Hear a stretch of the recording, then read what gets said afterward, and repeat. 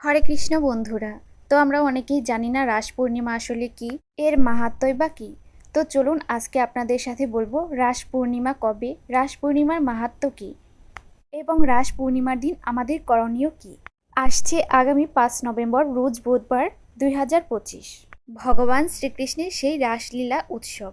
ব্রহ্মবৈবর্ত পুরাণ, গর্গ সংহিতা, স্কন্দ পুরাণে এবং দশম স্কন্ধে উল্লেখ করা হয়েছে ভগবান শ্রীকৃষ্ণ এই কার্তিকীয় পূর্ণিমা তিথিতে যুগ মায়াময় লীলা করেছিলেন বৃন্দাবনে গোপীগণের সঙ্গে, এবং সেই তিথিটাই হচ্ছে আগামী 5 নভেম্বর বুধবার রাস পূর্ণিমা তিথি। তো এই দিন আমাদের কি কি পালন করতে হবে? এই দিন অবশ্যই আমরা ব্রহ্ম মুহূর্তে উঠে স্নান করে ভগবান বা রাধা মাধবের সেবা পূজা করব।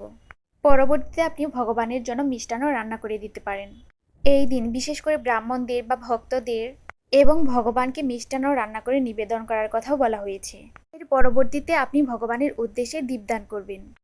এরপর ভগবানের উদ্দেশ্যে আমরা হরিনাম জপ করতে পারি, এবং এই দিন তুলসী সেবার কথাও বলা হয়েছে, অর্থাৎ বৃন্দা দেবীকে অর্পণ বা বৃন্দা দেবীকে জল প্রদান করার কথাও বলা হয়েছে, এবং তুলসী পরিক্রমা, এবং সেদিন বেশি করে ভগবানের লীলা কথা শ্রবণ করবেন। অর্থাৎ এই রাস পূর্ণিমার যে লীলা কথা বর্ণনা করা ভাগবতের দশম স্কন্ধে, এর পরবর্তীতে এই দিন দান, ধ্যান, জপের কথা বিশেষ করে উল্লেখ করা হয়েছে।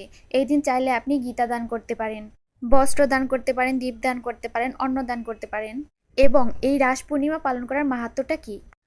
যদি এই রাস পূর্ণিমা কেউ পালন করে, অর্থাৎ ভগবানকে বিধি সহকারে কেউ পূজা করে, তাহলে তার সাংসারিক দুঃখ দূর হয়ে সুখ প্রাপ্তি হয় এবং দাম্পত্য জীবনে তারা সুখী হয়। এবং পাশাপাশি এটা হচ্ছে প্রেম ভক্তিময় একটা লীলা।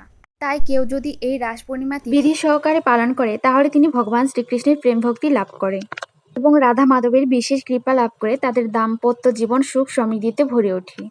এবং বলা হয়েছে এই সময় এটা কেউ যদি বিধি সহকারে পালন করেন, তাহলে পূর্বজন্মকৃত যে সকল বন্ধন বা কর্মফল, সেই সমস্ত কর্মফল খণ্ডন হয়।